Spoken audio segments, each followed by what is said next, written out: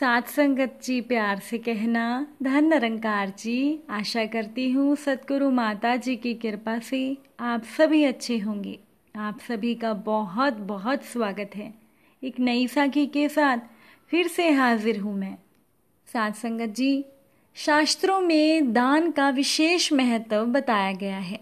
दान से पुण्य प्राप्त होता है और साथ ही जाने अनजाने में किए गए पाप कर्मों के फल भी नष्ट हो जाते हैं और दान से ज़रूरतमंद व्यक्ति को भी जीवन के लिए उपयोगी चीज़ें प्राप्त हो पाती हैं। आज की साखी इसी विषय पर आधारित है। चलिए आज की साखी सुनते हैं। साथ संगत जी, एक व्यापारी था।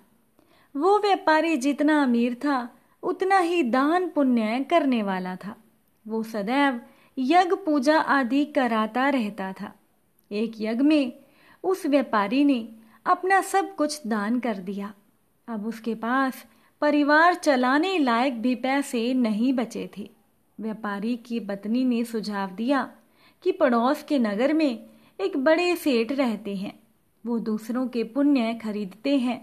आप उनके पास जाइए और अपने कुछ पुण्य बेचकर थोड़े से पैसे ले आइए, जिससे कि फिर से काम धंधा शुरू हो सके।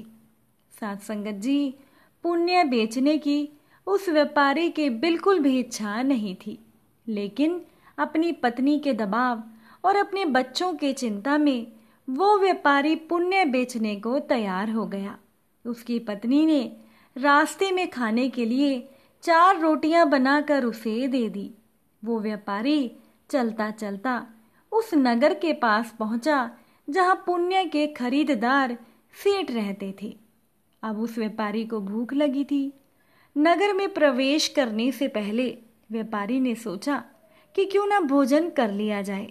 अब जैसे ही उस व्यापारी ने अपनी रोटियां निकाली, वहां पर एक कुत्ता अपने 3 बच्चों के साथ आकर खड़ा हो गया। साथ संगत जी, वो बारिश के दिन थे और उस कुत्ते के बच्चे बहुत छोटे थे, इसीलिए वो उन्हें छोड़कर नगर में नहीं जा सकता था। अब उस कुत्ते को और उसके बच्चे को देखकर व्यापारी को दया आ गई। उसने एक रोटी उस कुत्ते को खाने के लिए दे दी। अब वो कुत्ता पलक झपकते ही रोटी खा गया, लेकिन फिर भी वो भूख से हाँफ रहा था। व्यापारी ने दूसरी रोटी, फिर तीसरी और 4 रोटियां उस कुत्ते को खिला दी। खुद केवल पानी पीकर वो व्यापारी सेठ के पास पहुंच गया। व्यापारी ने सेठ से कहा कि वो अपना पुण्य बेचने आया है। अब उस समय वो सेठ व्यस्त था, तो उसने कहा कि तुम शाम को आना। दोपहर में सेठ अपने भोजन के लिए घर गया तो उसने अपनी पत्नी को बताया कि एक व्यापारी अपने पुण्य बेचने आया है। तुम बताओ कि मैं उससे कौन सा पुण्य खरीदूं। अब उस सेठ की पत्नी बड़ी पतिव्रता और सिद्ध महिला थी। उसने ध्यान लगाकर देख लिया कि आज उस व्यापारी ने कुत्ते को अपने हिस्से की रोटी खिलाई थी। तो सेठ की पत्नी ने अपने पति से कहा कि आप उस व्यापारी का आज का पुण्य खरीदना, जो उसने एक जानवर को रोटी खिलाकर कमाया है। वो उस व्यापारी का अब तक का सर्वश्रेष्ठ पुण्य है।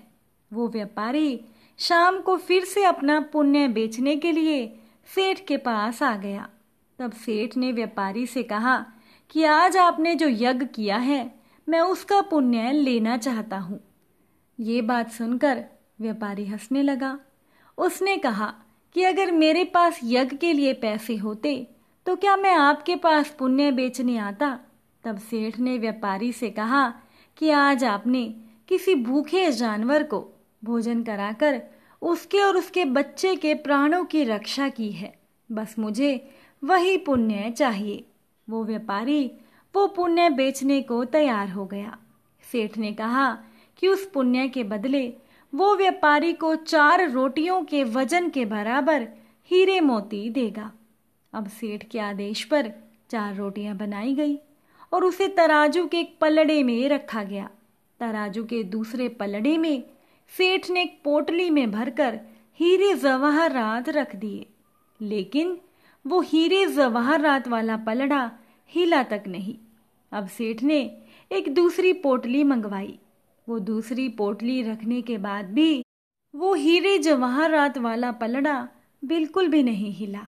साथ संगत जी, कई पोटलियां रखने के बाद भी जब तराजू का दूसरा पलड़ा बिल्कुल भी नहीं हिला तो व्यापारी ने कहा कि सेठ जी, मैंने अपना विचार बदल दिया है, मैं अब अपना पुण्य नहीं बेचना चाहता। वो व्यापारी खाली हाथ अपने घर की ओर चल पड़ा। उसे डर हो गया कि कहीं उसकी पत्नी उसके साथ लड़ाई झगड़ा ना शुरू कर दे।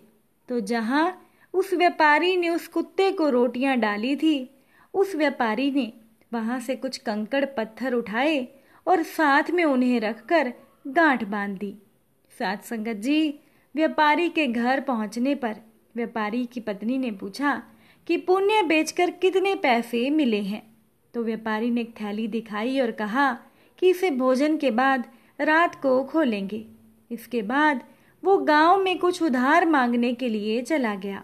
इधर व्यापारी की पत्नी ने जब थैली देखी थी, उसे सब्र ही नहीं हो रहा था। अपने पति के जाते ही व्यापारी की पत्नी ने थैली खोल दी। थैली खोलते ही उसकी आंखें फटी की फटी रह गई, क्योंकि वो थैली हीरे जवाहरातों से भरी थी। साथ संगत जी, जब व्यापारी घर लौटा तो उसकी पत्नी ने अपने पति से पूछा कि पुण्यों का इतना अच्छा मोल किसने दिया, इतने हीरे जवाहरात कहाँ से आए।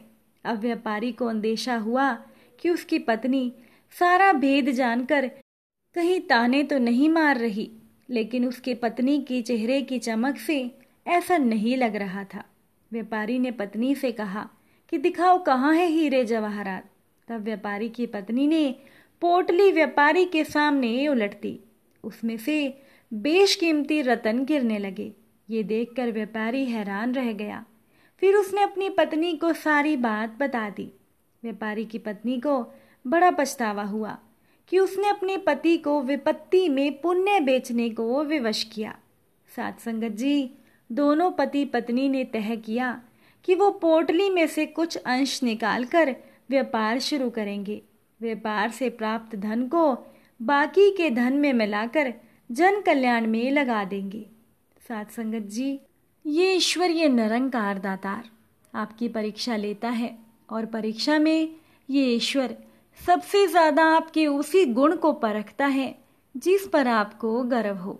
अगर आप परीक्षा में खरे उतर जाते हैं तो ईश्वर वो गुण हमेशा के लिए आपको वरदान स्वरूप दे देते हैं, और अगर आप परीक्षा में उत्तीर्ण ना हुए तो ईश्वर उस गुण के लिए किसी अन्य योग्य व्यक्ति की तलाश में लग जाते हैं। इसीलिए विपत्ति काल में भी भगवान पर भरोसा रखकर सही राह चलनी चाहिए, क्योंकि आपके कंकड़ पत्थर भी अनमोल रतन है। आशा करती हूँ कि आज की साखी आपको अच्छी लगी होगी।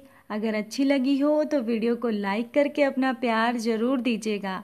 फिर मुलाकात होगी आपसे नई साखी और नए विचारों के साथ। साथ संगत जी, प्यार से कहना, धन निरंकार जी।